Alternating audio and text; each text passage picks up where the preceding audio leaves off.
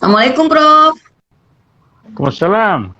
Ya, Prof, saya tadinya mau pakai masker, Prof, tapi nanti bicaranya nggak jelas, Prof. Walaupun kita memakai masker yang dalam rangka Hari Ginjal Sedunia. Tapi mungkin kita Ya, buka aja, Prof, ya. Ya, ya, kita buka aja, Prof, ya, ya, supaya lebih jelas nanti.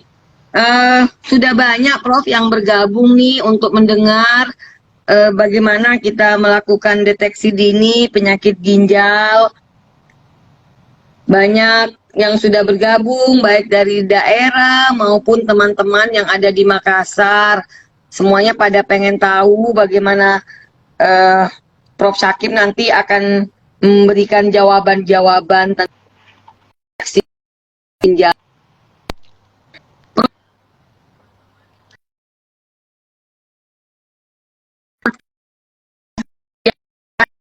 Pengetahuan saya itu memang dilakukan setiap tahun, tetapi kok tanggalnya berbeda ya, Prof? ya. Hari Ginjal Sedunia itu dilaksanakan setiap bulan Maret, minggu kedua pada hari Kamis. Oh iya, Prof. Jadi memang wajar, Prof, ya, kalau tanggalnya memang berbeda. Iya, dengan topik yang atau tema yang berbeda-beda. Tahun ini temanya adalah gangguan ginjal, hidup sehat dengan gangguan ginjal. Iya, Prof. Oh iya.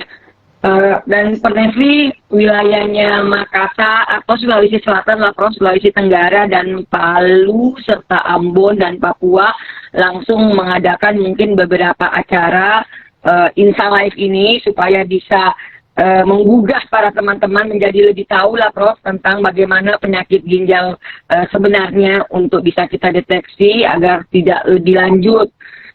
Kalau bicara tentang penyakit ginjal, Prof, sebenarnya penyakit ginjal itu terdiri atas berapa jenis, Prof? Kok kita harus mendeteksi penyakit ginjal saja? Apakah memang ada pengelompokannya, Prof?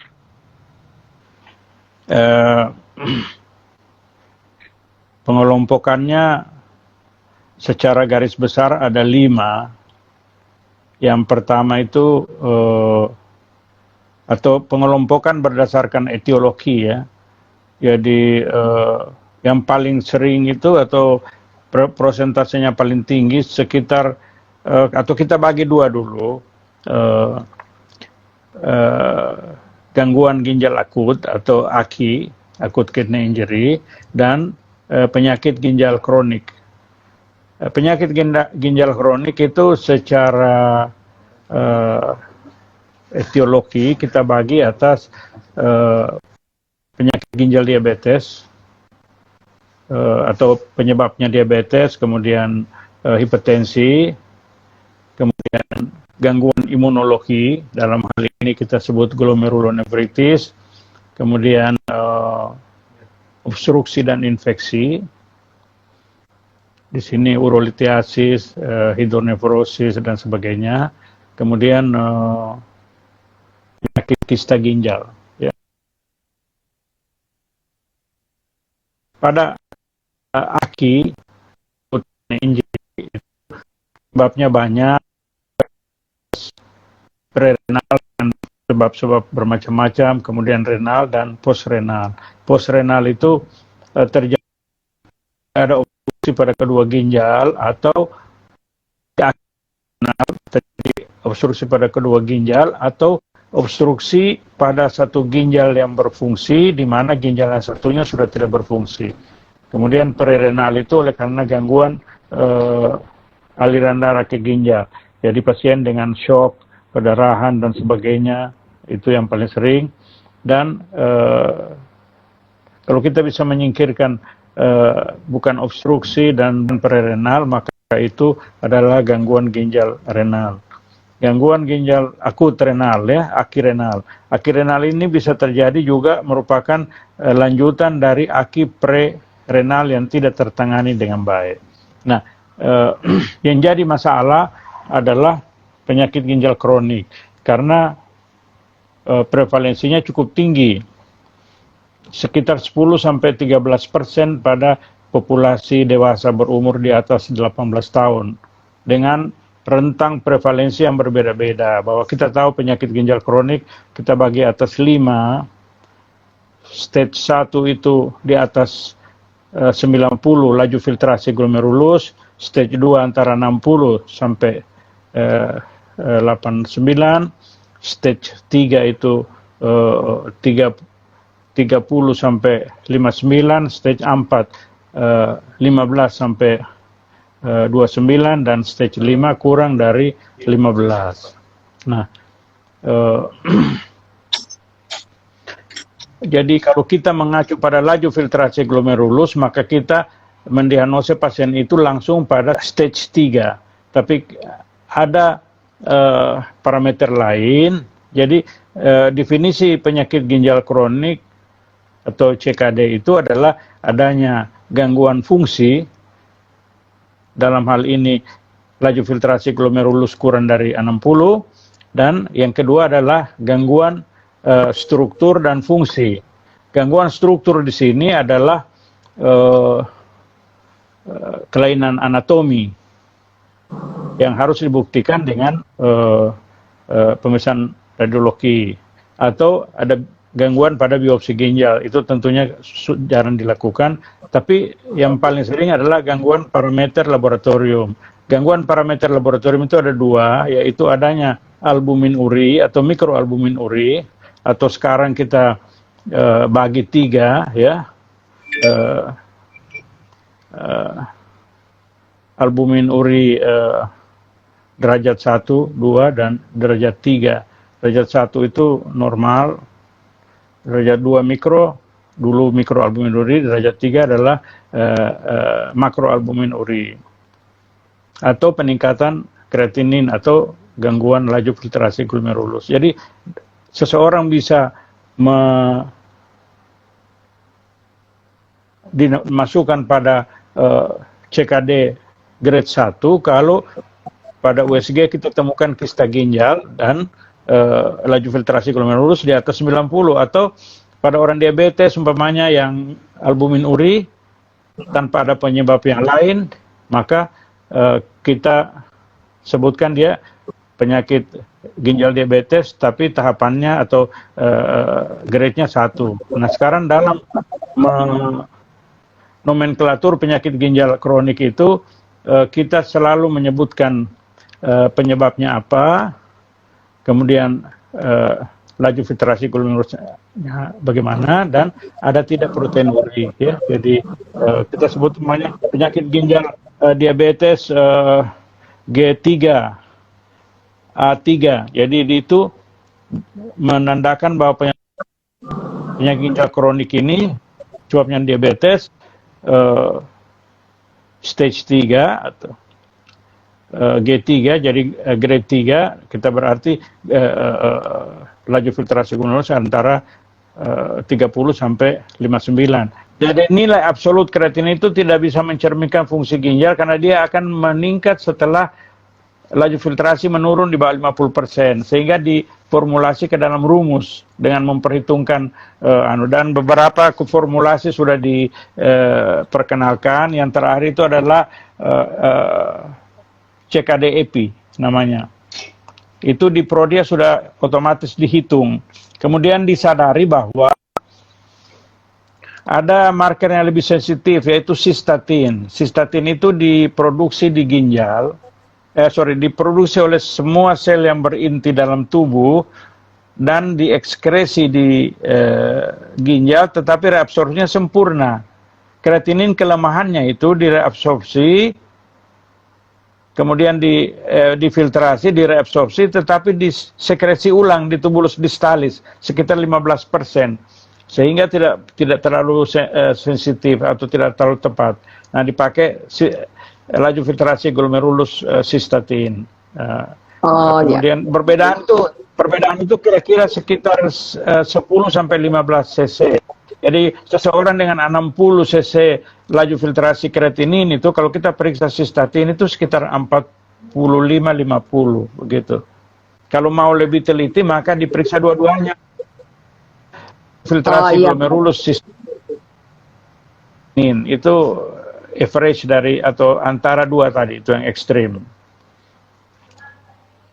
Jadi Ya, tidak ada silakan. yang indikasi khusus, Prof. Kalau misalnya sistatin C saja sebaiknya kita pakai untuk deteksi untuk kelompok-kelompok tertentu. Bagaimana, Tidak Prof? ada, Kalau tidak ada. misalnya tidak ada. Tidak, Oh iya, Prof. tidak ada. Cuma dia lebih eh, lebih akurat sehingga bisa mendeteksi penurunan ginjal lebih cepat. Jadi kalau kita periksa dengan kreatinin clearance itu mungkin masih 90, kalau dengan sistatin mungkin sudah 80. Sehingga lebih awal kita bisa mendeteksi, ya. Saya Oh pada ya, Prof. pasien itu pada awalnya saya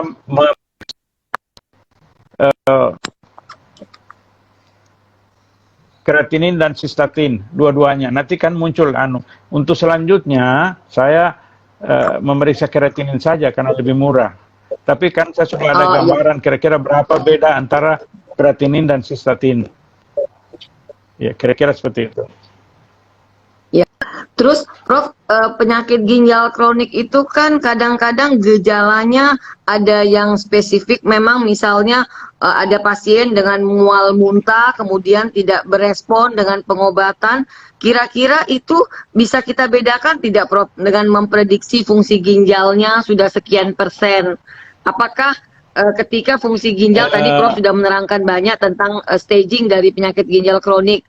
Nah, apakah kita bisa mempunyai semacam alat bantu lah bagi teman-teman dokter, apalagi kalau dokter umum atau pasien lah secara umum, mungkin kalau misalnya fungsi ginjalnya masih di bawah 30-40%, mungkin gejalanya seperti ini, atau kalau sudah hampir mendekati cuci darah atau buang racun, Prof, apakah ada gejalanya lebih berat seperti ini misalnya, Prof?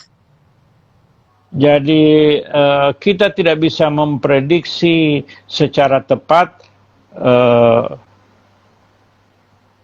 fungsi ginjal dari gejala, karena itu individual, ya. Jadi kita umumnya disepakati ada beberapa gejala yang muncul setelah atau mulai terjadi setelah GFR itu turun di bawah 40. Contohnya hiperfosfatemia. Mungkin kita jarang periksa, tapi akan manifest di dalam kimia darah itu setelah GFR-nya biasanya kurang di bawah 30. Tapi pada waktu GFR 50 itu sudah mulai terjadi, tapi ada mekanisme kompensasi dari tubuh untuk meningkatkan ekskresi fosfat. Anemia itu terjadi setelah laju filtrasi glomerulus kurang dari 40. Mual muntah itu kita melihat ada orang yang GFR-nya di bawah 15 tidak muntah, tapi ada yang 30 sudah muntah. Jadi acuannya adalah tetap laboratorium. Iya. Makasih, Prof. Iya. Iya. Bergabung Jadi juga dalam Dr. Samuel ya dari Papua. Selamat bergabung Dr. Samuel. Terima kasih sudah bergabung pada acara Insta Live dari Pernefri Sulawesi Selatan dan sekitarnya ya.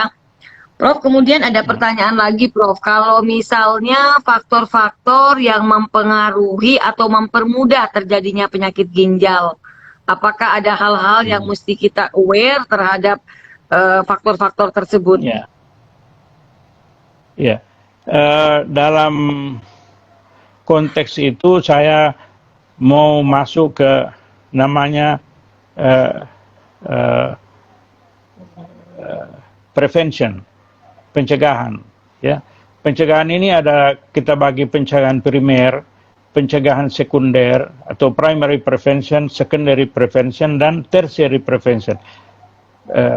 Nah, secara umum terhadap semua penyakit, primary prevention itu adalah usaha-usaha untuk mencegah, mengontrol penyakit-penyakit yang merupakan faktor resiko untuk terjadinya penyakit ginjal kronik. Jadi yang menginisiasi, contohnya diabetes dan hipertensi itu paling sering. Diabetes dan hipertensi itu mencakup kira-kira 70% dari semua sebab penyakit ginjal kronik. Jadi primary prevention ini adalah usaha-usaha sebelum orang kena penyakit ginjal kronik. Dengan cara apa? Bahwa kalau diabetes harus kontrol ketat diabetesnya. Supaya kita tahu bahwa diabetes yang tidak terkontrol dalam 10-15 tahun itu akan menyebabkan penyakit ginjal kronik. Demikian juga hipertensi. Jadi di sini adalah kontrol terhadap faktor risiko. Jadi obesitas diturunkan, pola hidup sehat, ya, dalam artian olahraga, ya, dan sebagainya, ya. Itu primary prevention. Secondary prevention adalah usaha deteksi dini untuk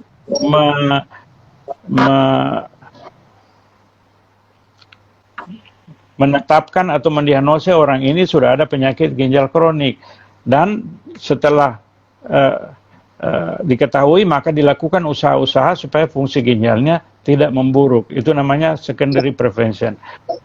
Kemudian tertiary prevention itu adalah mencegah komplikasi akibat penurunan fungsi ginjal, mencegah penyakit ginjal tulang, CKD-MBD namanya, ya, penyakit ginjal kronik mineral tulang, ya. Bisa. Iya, Prof. Ya. Prof, pertanyaannya itu Begini. tahun 2006 dinyatakan mengalami gangguan ginjal, Prof, sampai 20% penurunan fungsinya. Tapi setelah itu entah dia tidak mengatakan berapa lama kemudian menjadi normal. Tapi dia meminta advis Prof Sakib, kira-kira pemeriksaan apa yang harus dilakukan untuk mengecek bahwa memang sudah mengalami kondisi yang normal. Kita kembali lagi pada waktu didiagnosa Pak Baladika, di mana saya tidak menghafal tempatnya Pak Baladika, pasien Prof Sakib katanya, Prof. Iya. Tidak, pada waktu dia itu kita biasanya secara akademik kita melakukan pemeriksaan radiologi, USG atau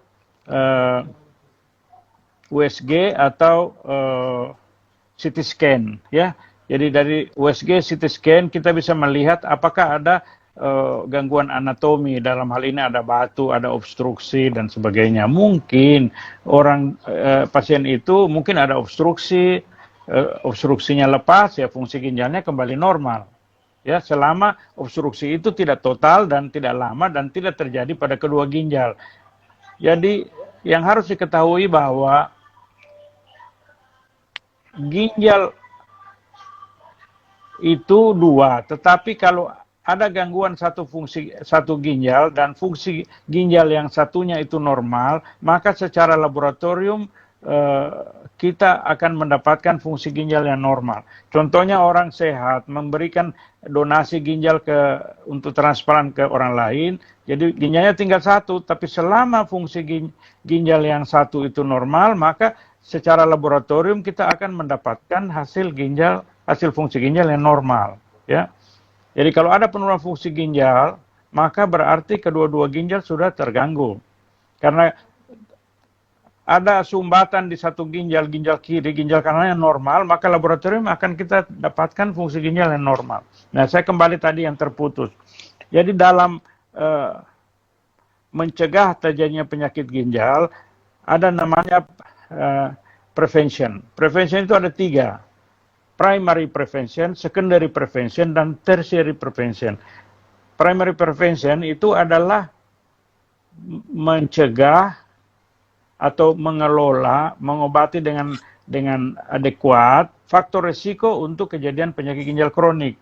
Contohnya diabetes, itu paling sering, hipertensi, maka diabetes harus terkontrol baik, hipertensi harus terkontrol baik, ya. Yang lain-lain itu umpamanya batu, pasien pernah ada batu, pernah ada sumbatan, maka kita usahakan supaya dia minum banyak, menghindari makanan tertentu dan sebagainya. Kemudian secondary prevention. Secondary prevention itu adalah setelah terdiagnosa dini penyakitnya, maka kita harus melakukan usaha-usaha supaya penyakitnya tidak memberat. Jadi mencegah progresi namanya. Nah, mencegah progresi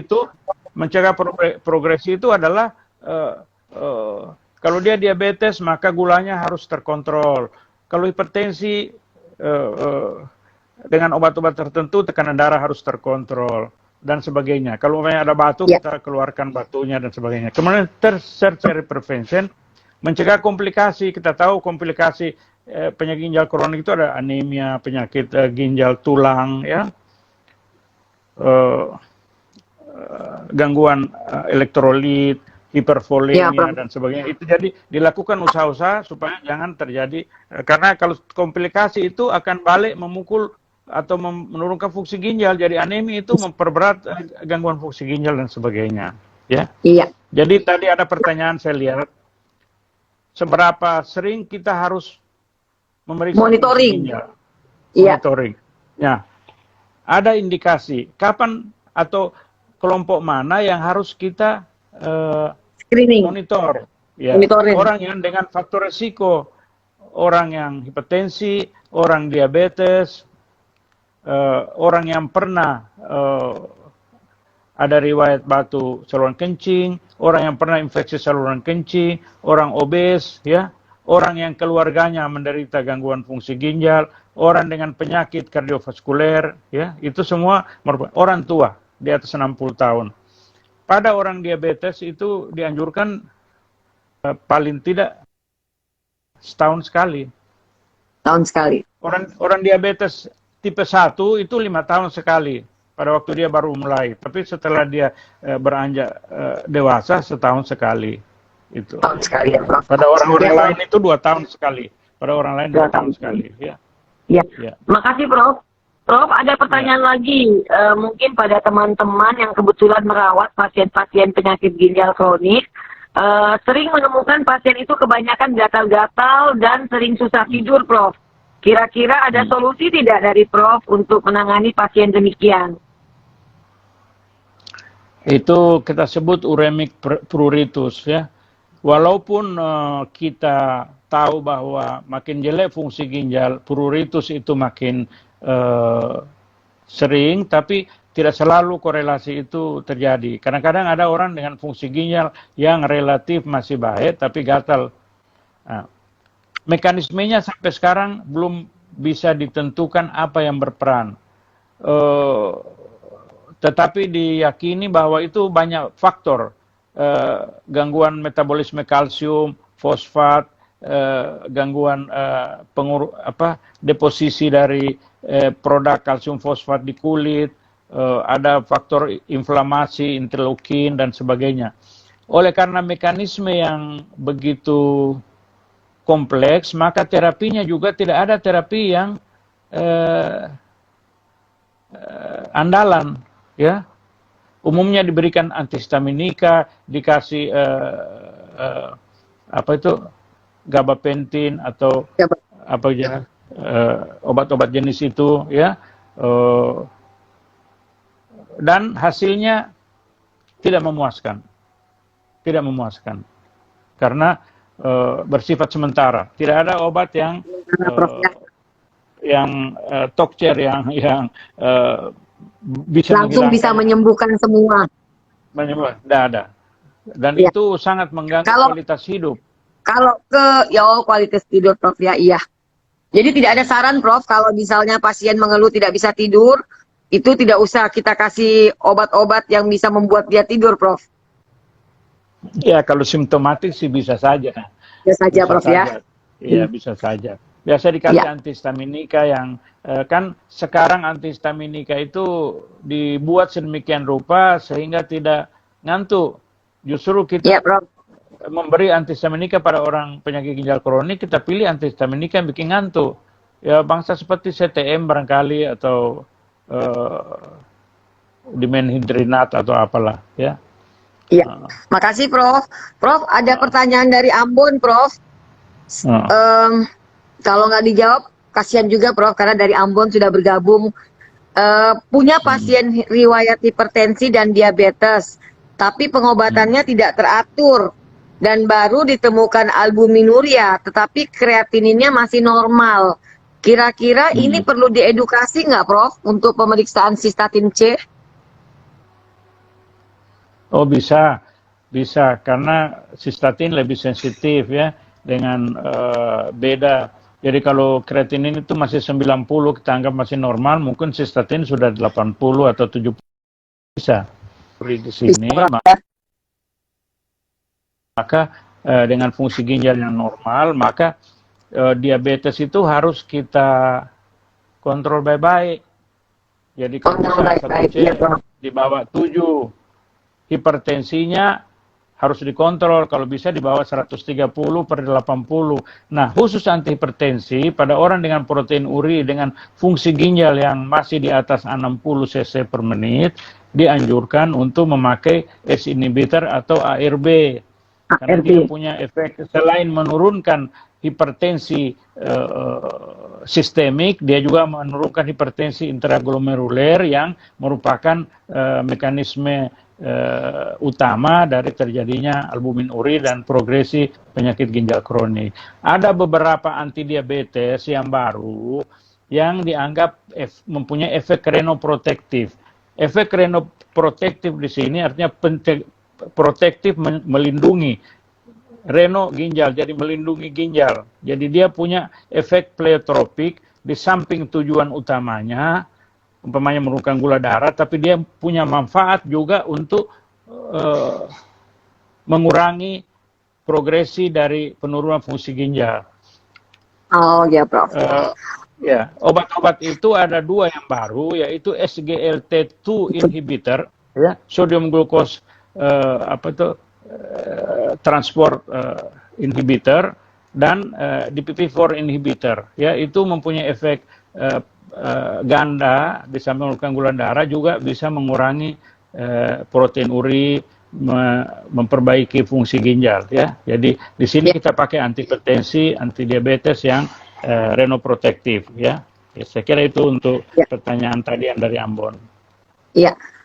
Makasih Prof. Masih banyak Prof pertanyaannya. Jadi alhamdulillah banyak teman-teman dan pasien yang bergabung untuk betul-betul mengetahui tentang deteksi penyakit ginjal, walaupun nanti kita fokuskan memang paling banyak pertanyaan adalah penyakit ginjal kronik Prof. Prof, mengenai sistatin C, tadi Prof sempat menerangkan untuk pasien penyakit ginjal kronik dalam hal deteksi. Ada yang bertanya, untuk monitoring pada pasien AKI, boleh nggak Prof kita menggunakan sistatin C?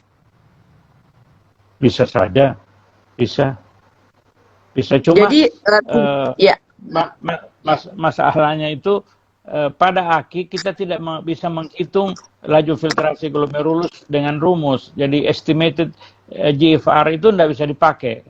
Estimate GFR dipakai pada kondisi stabil yang kronik. Tapi AKI, penurunan fungsi ginjal yang tiba-tiba, itu tetap rumusnya, diagnosa dan sebagainya tetap memakai kreatinin. Kreatinin, Prof, ya. Iya. Jadi peningkatan, kapan diagnosa AKI, peningkatan kreatinin 25% dari dari ada kriterianya itu AKIN dan rival. Iya. Kriteria, iya Prof. Kreatinin aja. Tapi tidak boleh diformulasi ke rumus, tidak bisa. Kita harus pakai nilai absolutnya. Jadi intinya bahwa laju filtrasi glomerulus estimasi itu yang pakai rumus apapun itu tidak bisa dipakai pada AKI. AKI. Iya. Iya, Prof. Makasih, Prof. Prof, ada pertanyaan dari pasien. Beliau mengatakan bahwa ayahnya divonis gagal ginjal. Kemudian mau minta advice Prof, kira-kira mau monitoring apa Prof untuk ayahnya ini? Kita kembali sudah seberapa jauh penurunannya. Jadi GFR-nya, jadi pertanyaannya kita harus jawab dengan mengetahui laju filtrasi glomerulus berapa. Kalau sudah di bawah 10 itu sudah wanti-wanti untuk dialisis. Jadi kita lihat kondisinya. Jadi untuk menjalani dialisis itu ada 2 indikator. Indikator klinis dan indikator laboratorium. Kadang-kadang kreatininnya masih tidak terlalu, atau laju filtrasi glomerulus mungkin masih 20, tapi pasiennya asidosis, ya, pasiennya udema paru, itu indikasi. Ya. Pasiennya ada perikarditis, ada hiperkalemia yang tidak responsif dengan terapi medikamentosa, maka itu dikasih dialisis. Kalau pasien yang sehat, dalam tanda petik sehat, tidak ada keluhan yang berarti, maka mutlak dilakukan dialisis apabila GFR-nya sudah kurang dari 8. Ya, 7 sampai 8 itu tidak ada toleransi. Kalau sudah di bawah 78 walaupun tidak ada keluhan, tapi kalau kurang dari 15 kita lihat keluhannya. Ya, kalau sudah sesak dan sebagainya maka kita dialisis. Nah, masalahnya itu pasien itu selalu menolak dialisis, ya. Padahal untuk dialisis kita butuh akses vaskuler. Sehingga biasanya kita harus pakai akses vaskuler temporer, ya, kenal dengan double lumen catheter itu.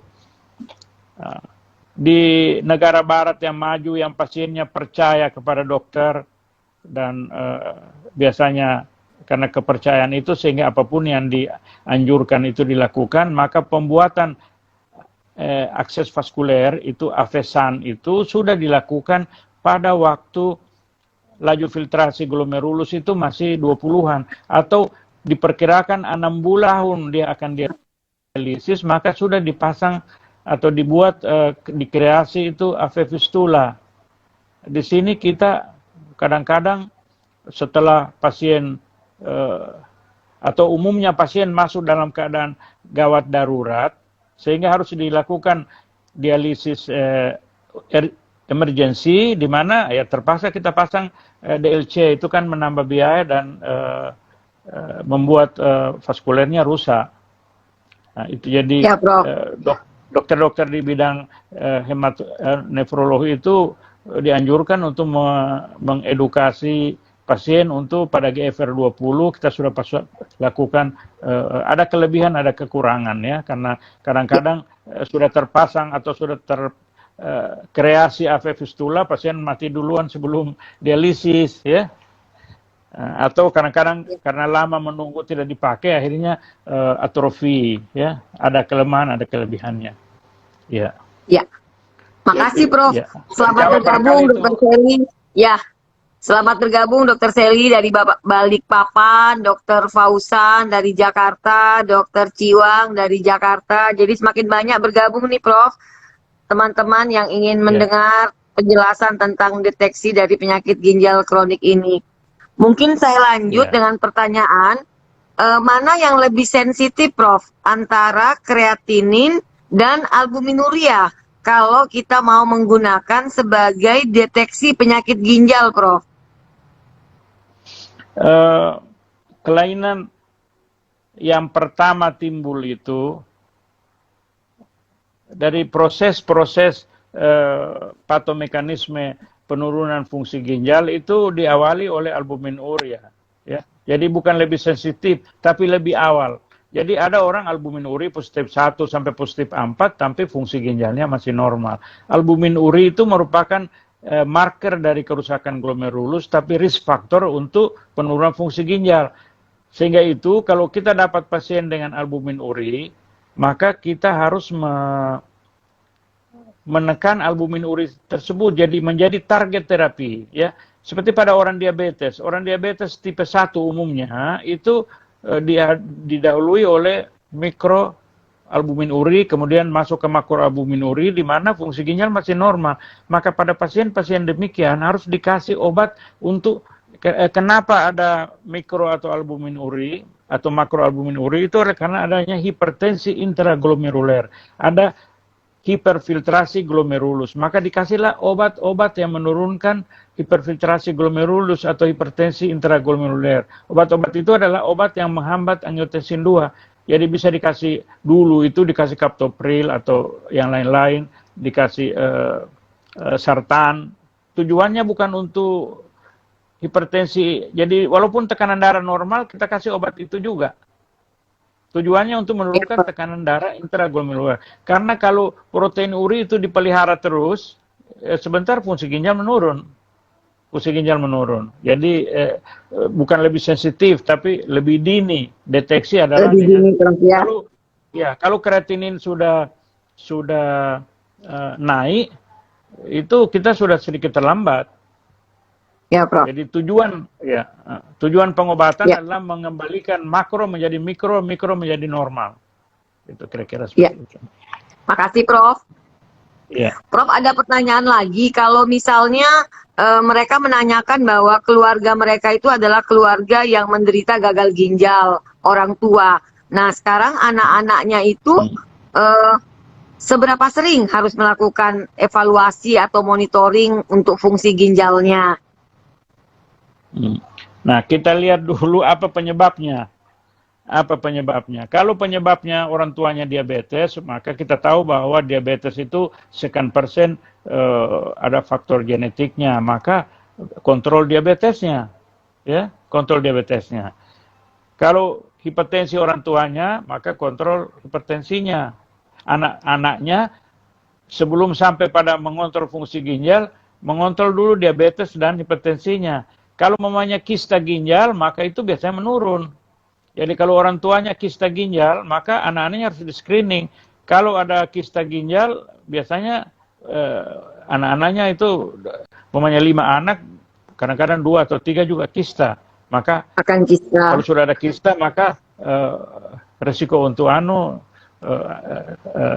resiko untuk mendapat penyakit ginjal kronik besar. Nah, seberapa sering? Pada orang yang tidak ada faktor resiko ya 5 tahun sekali bisa, ya. Tapi umpamanya orang diabetes 1 tahun, orang hipertensi 2 tahun, ya, itu. Ya. Makasih, Prof. Sebenarnya bukan pada konteks orang tua sakit ginjal, kemudian seberapa sering anaknya tetapi bagaimana mengurangi faktor resiko tadi, hipertensi, diabetes. Kembali kepada faktor resiko, ya. Prof, ya. Iya, faktor resiko. Ya, Prof, sambil menunggu pertanyaan-pertanyaan yang lain, mungkin kita bisa sama-sama sepaham setelah mendengar penjelasan Prof tentang perjalanan alamiah dari penyakit ginjal kronik. Jadi kadang-kadang kita membaca satu daftar pustaka, reference, kemudian dikatakan bahwa ada istilah di mana ini memang perjalanan alamiah, artinya kita mau apapun semuanya akan menjadi PGK. Kira-kira itu per definisi apa, Prof? Kalau istilah perjalanan alamiah?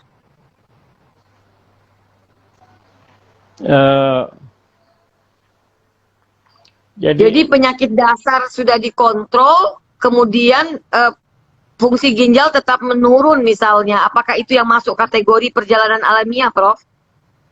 Ya. Jadi kita tahu penyakit ginjal kronik itu selalu ada penyebabnya, ada faktor risiko. Diabetes, hipertensi, obesitas, dan sebagainya, merokok, konsumsi obat-obat penghilang nyeri secara terus-menerus bertahun-tahun. Nah, dikatakan bahwa kalau fungsi ginjal itu menurun di bawah 50%, ada yang menyebutkan di bawah 40%, artinya fungsi ginjal di bawah 40% berarti nefron yang ada di ginjal itu sudah 60% rusak, atau masih 40% yang baik, atau mungkin lebih, ya. Mungkin orang dengan laju filtrasi glomerulus 40, mungkin nefronnya sudah 70-80% rusak, ya. Kenapa 70-80% rusak? GFR-nya masih 40. Teoritis kan mestinya tinggal 20 atau 30, ya? Ya, oke. Ya, itu disebabkan oleh nefron yang sisa mengambil alih fungsi nefronnya rusak. Jadi nefron yang sisa itu berfungsi lebih kuat, lebih keras, bekerja lebih keras. Dalam bentuk apa? Dalam bentuk melakukan melalui berbagai sistem neurohumoral, angiotensin 2 dan sebagainya, itu menyebabkan vasokonstriksi. Kalau kita tahu arteriole di ginjal itu ada arteriole eferen yang keluar dan aferen yang masuk, konstriksi eferen dibanding aferen. Akibatnya tekanan intraglomeruler meningkat, artinya filtration fraction-nya meningkat, fraksi filtrasi meningkat. Itu tergambarkan dengan peningkatan laju filtrasi glomerulus yang tadinya 70-80% rusak, tapi GFR-nya masih 40. Nah, mekanisme kompensasi nefron yang sisa itu merusak nefron itu sendiri. Jadi nefron yang tadi hiperfungsi, lama-lama dia rusak. Lama-lama dia sklerosis. Ya, hilang lagi itu. Jadi saya contoh umpamanya kita mengangkat suatu benda yang berat ada 10 orang. Kemudian satu persatu orang ini gugur, dalam artian capek berhenti, sehingga tinggal 3 orang. Maka yang 3 ini untuk bisa mengangkat beban yang ada itu harus mengerahkan tenaga 3 kali. Dibanding pada waktu masih 10 orang, 3 kali ini lama-lama dia jatuh juga. Iya, kira-kira seperti itu. Iya. Nah, itu makasih, perjalanan Prof. alamiah dari alam. Ya. Nah, Ya. perjalanan Di sini alamiah ini yang harus dicegah lebih awal. Iya, Prof. Jadi pada orang yang kreatininya masih atau laju filtrasi glomerulus masih 40% dan sebagainya, kita cegah dengan obat yang menghambat angiotensin 2 sehingga eferen yang vasokonstriksi itu bisa terbuka sehingga tekanan intraglomerulernya menurun. Itu akan mencegah penurunan fungsi ginjal. Ya. Iya, Prof. Makasih, Prof. Di sini juga bergabung teman-teman, ada yang dari Bali, Prof, Dokter Putu, ada Dokter Baskara, kemudian ada yang dari Palopo juga. Terima kasih sudah bergabung di Insalai Pernefri Makassar, Sulawesi Selatan, Tenggara, dan sekitarnya Papua ya. Terima kasih. Prof, kalau mendengar tadi penjelasan Prof bahwa untuk kita sebaiknya melakukan penundaan atau perburukan dari penyakit ginjal kronik dengan tadi Prof sudah menerangkan secara jelas apa yang harus dilakukan. Kira-kira kalau kita hubungkan dengan penghematan, Prof, apakah memang ada hubungannya antara penghematan dalam pengelolaan penyakit ginjal dengan perburukan? Apakah dihubungkan bahwa kalau kita mampu melakukan penundaan perburukan, berarti sebenarnya nih pemerintah sebenarnya untung karena pasien-pasien akhirnya tertunda jadi dialisis. Kira-kira ada penjelasan, Prof?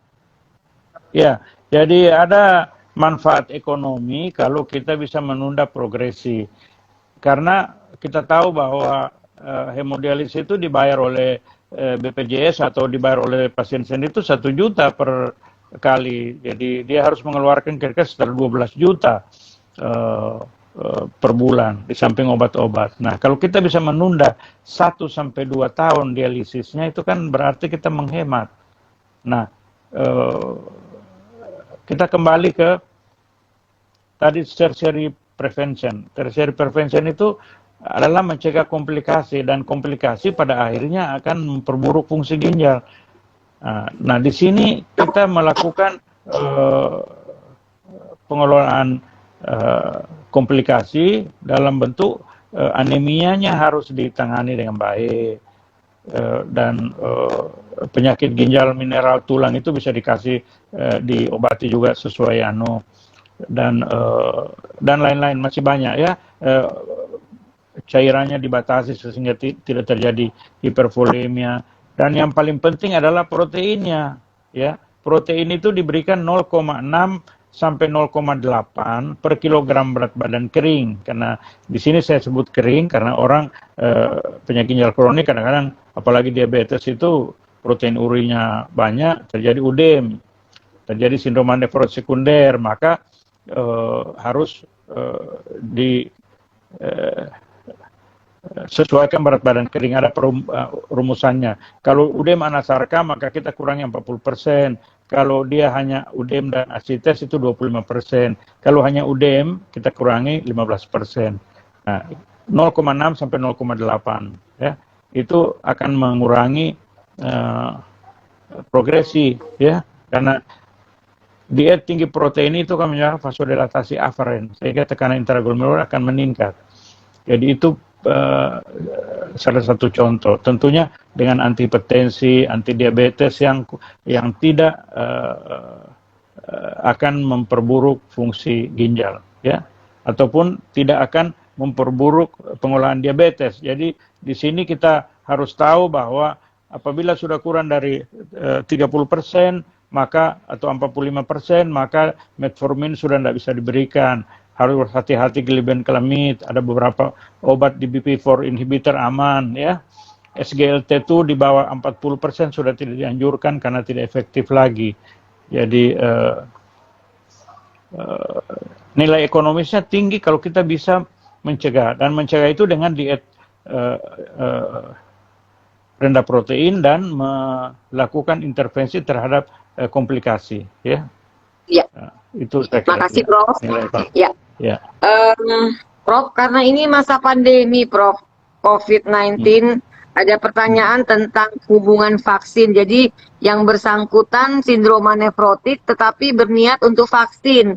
Bagaimana kira-kira tanggapan Prof terhadap pasien sindroma nefrotik yang ingin vaksin, Prof? Kalau kita kembali ke vaksin secara umum, tidak dianjurkan pada mereka yang imunokompromis, ya. Imunokompromis. Pada orang yang sindroma nefrotik, kita berikan imunosupresif atau kortikosteroid.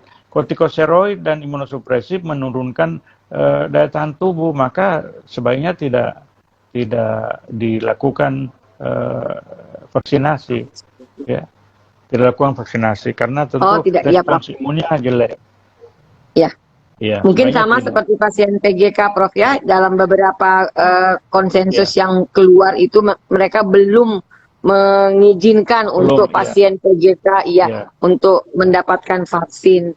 Kemudian kalau orang dengan berbagai faktor risiko, Prof, jadi ada pertanyaan mungkin dari pasien atau dari dokter. Dia bertanya bahwa kalau ada kista, ada diabetes, kemudian memang keluarganya adalah keluarga PGK, apa yang harus dia lakukan, Prof? Kira-kira menurut Prof bagaimana pengalaman dalam pengelolaan pasien? Yang pertama, menghindari faktor risiko yang bisa mencetuskan penyakit ginjal kronik. Ya, kalau dia obes, apalagi obes yang morbid obes, yang IMT-nya lebih 40, maka harus turun berat badan. Kemudian menghindari obat-obat yang nefrotoksik, jangan minum obat reumatik sembarangan, jamu terutama, dan sebagainya. Kemudian selalu kontrol gula darah, selalu kontrol tekanan darah, itu faktor-faktor risiko. Ya. Dan diet rendah protein. Diet rendah protein itu secara umum itu dikatakan setelah kurang dari 40% fungsi ginjal baru dietnya dianut. Tetapi menurut saya walaupun masih lebih tinggi GFR-nya itu tetap harus bukan diet rendah protein, tapi tidak melakukan diet protein berlebihan, ya. Jadi protein harus normal. Oleh karena protein itu orang sehat pun kalau protein sepanjang hidupnya nanti mengganggu banyak organ. Yang kedua, garam. Karena garam akan menyebabkan retensi natrium dan pada akhirnya banyak faktor yang mencurahkan stres oksidatif kalau natriumnya banyak sehingga bisa mempengaruhi. Jadi semua dijaga. Olahraga yang baik, sehat, dilarang merokok, dilarang kalau lipid tinggi itu harus dikontrol. Jadi di sini ada faktor risiko utama. Faktor risiko utama itu diabetes, hipertensi. Rokok, kolesterol yang tinggi itu bukan faktor risiko utama. Tapi kalau orang sudah ada gangguan fungsi ginjal, maka dia akan numpang di situ, akan menambah perburukan, ya. Akan menambah perburukan, ya. Nah, itu mungkin yang Prof, iya. Mungkin Prof bisa menekankan kembali yang mana faktor inisiasi, yang mana sebagai faktor progresi, supaya bisa kembali diingatkan kepada teman-teman, mungkin bahkan ada pasien yang bergabung di sini, yang mana dibilang faktor inisiasi, Prof, yang mana masuk kategori faktor progresi untuk penyakit ginjal kronik. Ya, nah faktor inisiasi ini saya mau lebih awal. Ada namanya first hit.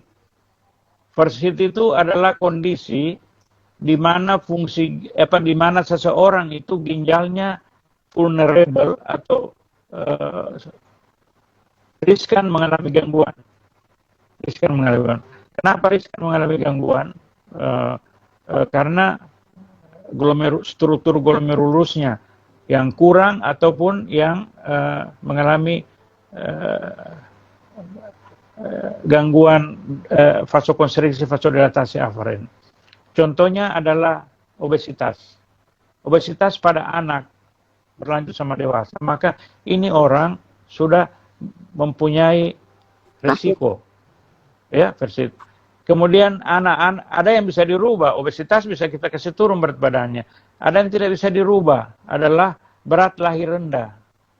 Jadi pada waktu janin itu atau dia lahir berat badannya kurang, maka nefronnya kurang.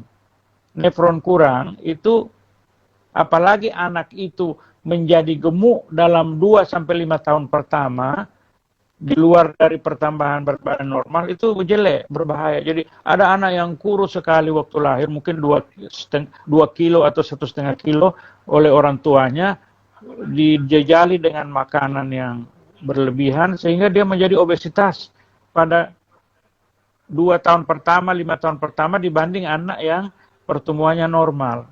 Itu kedepannya dia akan menyebabkan resistensi insulin, diabetes, akan menyebabkan hipertensi, penyakit kardiovaskuler, dan penyakit ginjal kronik. Kemudian itu second hit, ya. Ya, orang yang lahir dengan berat lahir rendah itu tidak bisa kita apa-apakan karena memang begitu. Kemudian ada third hit. Third hit itu sudah tahu diabetes, A1C-nya 12 terus. Sudah tahu hipertensi, tekanan darahnya 200 terus, tidak terkontrol, itu akan jadi ya inisiasi itu faktor yang utama menyebabkan, jadi infeksi, obstruksi, kemudian diabetes, hipertensi, obat-obat yang analgetik, jamu dan sebagainya diminum lama, ya. Nah, itu inisiasi. Progresi itu adalah faktor inisiasi yang tidak terkontrol. Jadi diabetesnya tidak terkontrol, hipertensi tidak terkontrol, obstruksinya tidak diperbaiki, infeksinya tidak diatasi dengan baik, konsumsi obat juga tidak terkontrol, itu progresi, ya, itu kira-kira. Ya, Prof, ada satu pertanyaan lagi, Prof, sebelum kita akhiri insight kita pada malam hari ini. Jadi bertanya mengenai susu yang tinggi protein, Prof. Jadi sekarang katanya banyak yang menganjurkan untuk meminum susu yang high protein, terutama olahragawan. Nah, apakah kita punya tempat untuk melakukan evaluasi fungsi ginjalnya, Prof? Walaupun tidak ada data yang mengatakan sebelumnya fungsi ginjalnya sebesar apa, senilai berapa, tapi beliau bertanya kalau minum susu high protein terus, terutama yang olahragawan ini, adakah tempatnya untuk melakukan evaluasi fungsi ginjal? Ada, karena diet sangat tinggi protein itu pada ginjal normal pun dia merusak. Jadi tidak ada salahnya setiap tahun periksa, melakukan setiap evaluasi setiap 2 ya? tahun periksa urinnya. Di situ kita bisa lihat albumin, ya, albumin uri, dan periksa sistatin atau kreatinin. Ada tempatnya. Ya. Ya. Tempatnya. Makasih banyak, Prof, untuk waktu yang sudah diberikan. Begitu banyak teman-teman dokter maupun pasien yang sudah bergabung. Terima kasih. Kalau saya bisa memberikan sedikit kesimpulan apa yang dipaparkan oleh Prof, bahwa sebenarnya penyakit ginjal kronik ini gampang dideteksi. Kemudian screeningnya pun tersedia. Dan ternyata kalau kita bisa melakukan diagnosis bahwa ini adalah PGK dan kita mampu memberikan pengobatan yang jelas-jelas dapat menghambat perburukan, maka sebenarnya itu adalah sesuatu yang luar biasa terhadap pasien kita. Jadi kira-kira hal-hal tersebut yang ditekankan oleh Prof. Shakib dan sarana-sarana pengobatannya pun juga tadi sudah disentil sedikit oleh Prof. Shakib bahwa kita sebaiknya memilih jenis obat apa sih yang kita pakai untuk menggunakan modalitas kita dalam bentuk obat-obatan, diet untuk melakukan hambatan ini. Dan satu hal yang paling menarik adalah ternyata dengan menghambat perburukan dan karena kita punya kemampuan mendeteksi, maka akan terjadi penghematan tentunya dalam biaya-biaya tingginya pasien-pasien penyakit ginjal kronik yang pada akhirnya menjalani dialisis. Mungkin malam ini kita harus selesai dulu sebenarnya, saya punya terlalu singkat rasanya, tapi insya Allah Insta Live kita akan ada pada tanggal 13 Agustus pada jam yang sama. Semoga teman-teman juga tidak mengurangi semangatnya untuk bergabung dalam rangkaian Hari Ginjal Sedunia. Terakhir, Prof, mungkin masih ada pesan yang harus Prof sampaikan, silakan. Sampai di mana peranan dari dokter umum, internis dan nefrolog, konsultan dalam menangani penyakit ginjal kronik. Dikatakan bahwa kalau laju filtrasi glomerulus di atas 60, maka itu dokter umum masih bisa merawat. Ya, artinya kalau kita dikonsul oleh seorang dokter umum dengan laju filtrasi glomerulus umpamanya 70, 80, apapun sebabnya, maka kita wajib mengembalikan ke dokter umum dengan saran-saran pengobatannya. Kalau GFR itu sudah turun di bawah 60 tetapi masih di atas 30, maka itu seharusnya dirawat oleh internis.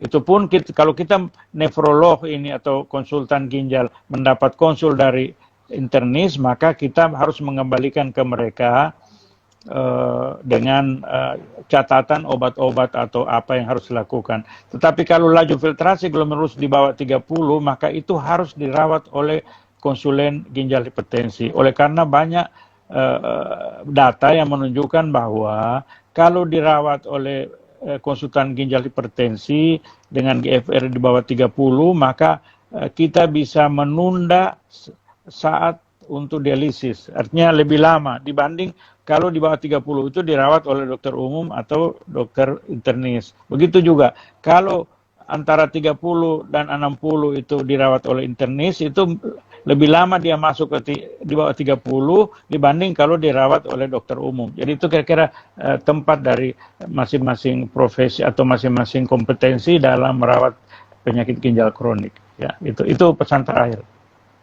Ya, makasih banyak Prof untuk waktunya. Makasih banyak buat teman-teman hari ini atau malam ini terpaksa instalasi kita selesaikan walaupun sebenarnya masih banyak pertanyaan-pertanyaan. Tapi jangan khawatir, minggu depan kita masih punya Insta Live yang 13 Agustus 2020 jam 8 ya, jam 8 malam. Mohon teman-teman juga bergabung dengan tema yang mungkin lebih menarik pada malam hari ini. Terima kasih. Wassalamualaikum warahmatullahi wabarakatuh.